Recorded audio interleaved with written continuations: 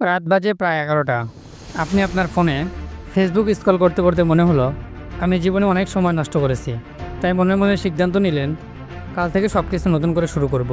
মনে মনে পরিকল্পনাও করলেন যে সকালবেলা ভোরে উঠব, জিমে ভর্তি হব, টাকা বাঁচাবো এবং টাকা নষ্ট করব না, ফোন কম ব্যবহার করব, জীবন পাল্টে ফেলব। এবার সত্যি মনে মনে বললেন বস এবার সিরিয়াস আমি। সাথে সাথে অ্যালার্ম সেট করলেন সকাল 6টায়। তারপর মোবাইল রেখে ঘুমিয়ে গেলেন। পরদিন সকাল টিন টিন করে অ্যালার্ম বাজলো। অ্যালার্মের শব্দে আপনার ঘুম ভাঙলো।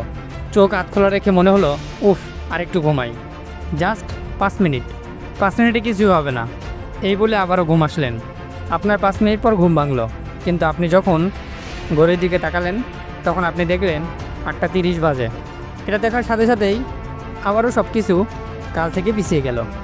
এটা শুধু ঘুমেই নয়, আরও অনেক কিছু, যেমন বই পড়া শুরু করবেন, আজ একটু ব্যস্ত কাল থেকে। সঞ্চয় শুরু করবেন, এই মাসটা শেষ হোক পরের মাস থেকে। ডায়েট শুরু করবেন, একটু মিষ্টি খাই কাল থেকে শুরু করব।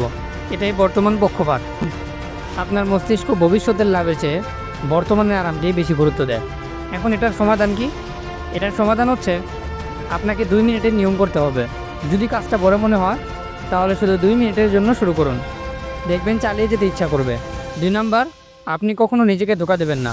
আপনি কখনো এটা বলবেন না কাল থেকে মানে কখনোই না, এই কথাটা মনে রাখুন। 3 নাম্বার হচ্ছে পরিবেশ বদলান।